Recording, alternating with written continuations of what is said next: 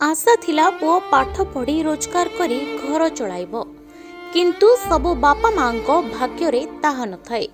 ଯେଉଁ ସମୟରେ ପୁଅ ପାଠ ପଢ଼ି ପରିବାର ପ୍ରତିପୋଷଣ ସହ ମା ବାପାଙ୍କ ସେବା କରିବା କଥା ସେ ସମୟରେ ଦିନ ମଜୁରିଆ ବାପା ମା 22 ବର୍ଷର ପୁଅର ସେବା କରୁଛନ୍ତି। ଏଭଳି ହୃଦୟ ବିଦାରକ ଦୃଶ୍ୟ ଦେଖିବାକୁ ମିଳିଛି ଖୋର୍ଦ୍ଧା ଜିଲ୍ଲା ଅନ୍ତର୍ଗତ ବାଣପୁର NAC 2 ନମ୍ବର ୱାର୍ଡରେ। ବାଣପୁରର 22 ବର୍ଷୀୟ ଜଗନ୍ନାଥ ସ୍ୱାଇଁ ଥାଲାସାମିଆ ରୋଗରେ ଆକ୍ରାନ୍ତ। ପରିବାର କହିଲେ 60 ବର୍ଷର ବୃଦ୍ଧ ବାପା ଓ 58 ବର୍ଷର ମା। ଜଗା ହେଉଛନ୍ତି ବୃଦ୍ଧ ବାପା ମାଙ୍କର ଗୋଟିଏ ବୋଲି ପୁଅ। ଲକ୍ଷେ ପୂଜା କରି ପୁଅକୁ ପାଇଥିଲେ, ହେଲେ ଦୈବ ଏତେ ଦାରୁଣ ଯେ ଯେଉଁ ବୟସରେ ପୁଅ ପାଠ ପଢ଼ି ରୋଜଗାର କରି ପରିବାର ଚଳାଇବା କଥା ସେହି ବୟସରେ ଶଯ୍ୟାଶାୟୀ। ନା ସେଜରୁ ଉଠି ପାରୁଛନ୍ତି ନା ଖାଦ୍ୟ ଖାଇପାରୁଛନ୍ତି। ବହୁ ଦୁଃଖ କଷ୍ଟରେ ପରିବାର ଚଳାଇ ଆସୁଥିଲେ ବାପା। ଜଗନ୍ନାଥ ପାଠ ପଢ଼ିବା ପାଇଁ ସୁଦୂର ରାଜ୍ୟ ରାଜଧାନୀ ଭୁବନେଶ୍ୱରର Einstein academy of technology and ମ୍ୟାନେଜମେଣ୍ଟରେ ଡିପ୍ଲୋମା ପାଠ ପଢୁଥିଲେ। 2019 କ୍ୟାମ୍ପସ ଆସିଥାନ୍ତେ ସେ ବିଦେଶକୁ ଯାଇଥାନ୍ତେ ଚାକିରି ପାଇଁ। ସବୁ ଠିକ୍ ଠାକ୍ ଥିଲା, ହେଲେ 2020 ମସିହାରେ ହଠାତ୍ ଦେହ ହାତ ଅବଶ ହୋଇଗଲା।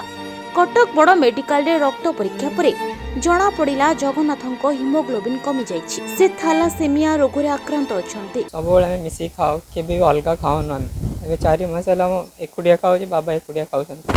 ପିଲାବେଳେ ତ ଥାଲାସେମିଆ ରୋଗ ଅଛି, ଏମିତି ଭଲ ହେଉଥିଲି ଖରାପ ହେଉଥିଲି। ଏବେ 4 ମାସ ହେଲାଣି ଗୋଡ଼ରେ ଇନଫେକ୍ସନ୍ ହେଇକି ଆଉ ଉଠି ପାରୁନି କି କିଛି କରିପାରୁନି। ବହୁତ କଷ୍ଟ ହେଉଛି। ସବୁବେଳେ ବାବାଙ୍କ ପାଖରେ ରହିବି, ତାଙ୍କ କଥା ଶୁଣିକି ରହିବି। ତାଙ୍କ କଥା ମୁଁ ଶୁଣୁନଥିଲି ଟିକେ ବି, ସେଥିପାଇଁ ଆଜି ବହୁତ ହଇରାଣ। ଚିଲିକାରାଣୀରେ 10th ପାସ୍ କରିକି ଡିପ୍ଲୋମା ପଢ଼ୁଥିଲି, ଏମିତି ଦେହ ଖରାପ ସକାଶେ ଡ୍ରପ୍ ଆଉଟ୍ କଲି। ପଇସା ପତ୍ର ପାଇଲାନି ତ ସେଥିପାଇଁ ଡ୍ରପ୍ ଆଉଟ୍ କରିକି ଘରେ ବସିଥିଲି। ମଧ୍ୟ ଆସିକି ବହୁତ ମୁଁ ତାକୁ ଏବେ ପଡ଼ିଯାଇଛି 3 ବର୍ଷ ହେଲା ଧରି। 4 ମାସ ହେଲା ଘରୁ ଉଠି ପାରୁନି। ସିଏ ଅଲଗା ଖାଉଛି, ମୁଁ ଅଲଗା ଖାଉଛି। ସେ କାନ୍ଦିଲେ ମୁଁ ସମ୍ଭାଳି ପାରୁନି। ସେଥିପାଇଁ ମୁଁ ରିକ୍ୱେଷ୍ଟ କରିକି କହୁଛି, ମୋ ପିଲା କେମିତି ବଞ୍ଚିବ, କ'ଣ କରିବ, କେମିତି ଚାଲିକି ମୋ ପାଖରେ ଗଣ୍ଡେ ଖାଇବ। ମୁଁ ଏତିକି ଖାଲି ସମସ୍ତଙ୍କୁ ରିକ୍ୱେଷ୍ଟ କରିକି କହୁଛି। ମୋ ପାଖେ ଆଉ ନାହିଁ ପଇସା ପତ୍ର, ମୋ ପାଖେ ଆଉ କିଛି ବି ନାହିଁ। ସବୁ ଶେଷ କରିଦେଲି ତା ପାଇଁ।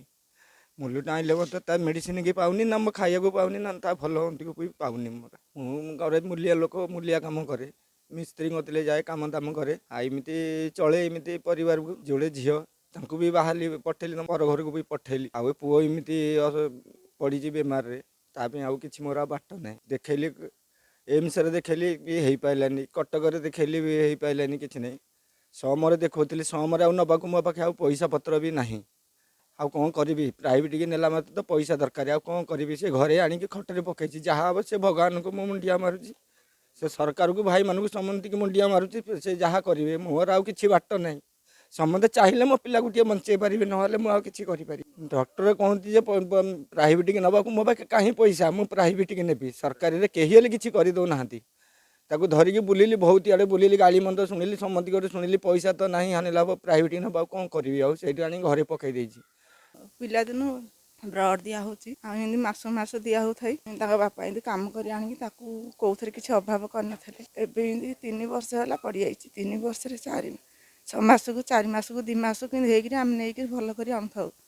ଏବେ 4 ମାସ ହେଲା ଏମିତି ପୁରା ଟୋଟାଲି ପଡ଼ିଯାଇଛି ଯେ କଟକ ନେଇ ମାସେ ରଖିଲୁ, ସେ କିଛି ଭଲ ହେଲାନି। ଖାଇବା ପିଇବା ଅଭାବରୁ ଧରି ପଳେଇ ଆସିଲୁ, ସେମିତି ବେଡ଼୍ରେ ପଡ଼ିକିରି ଅଛି। ବର୍ତ୍ତମାନ ସେ ରକ୍ତହୀନତାରେ ଛଟପଟ ହେଉଛନ୍ତି। ଏହାପରେ ଅନେକ ଡାକ୍ତରଖାନାଠୁ ଆରମ୍ଭ କରି ଆୟୁର୍ବେଦିକ ଚିକିତ୍ସା କରିଥିଲେ ସୁଦ୍ଧା କିଛି ସୁଫଳ ମିଳିନଥିଲା। ପୂର୍ବରୁ ବାପା ଦିନ ମଜୁରିଆ ହିସାବରେ ଯେତିକି ମୂଲ ଲାଗି ଅର୍ଥ ଉପାର୍ଜନ କରିଥିଲେ, ତାହା 2 ଭଉଣୀଙ୍କ ବିବାହ କାର୍ଯ୍ୟରେ ଲଗାଇ ଦେଇଥିଲେ। ଯାହା ହେଉଥିଲା ଜମିବାଡ଼ି ବିକ୍ରି କରି ପୁଅକୁ ଦାରୁଣ କଷ୍ଟରୁ ରକ୍ଷା କରିବା ପାଇଁ ଜଗନ୍ନାଥଙ୍କ ଔଷଧ ଚିକିତ୍ସାରେ ଖର୍ଚ୍ଚ ହୋଇଯାଇଛି। Bureau report NNS Odia.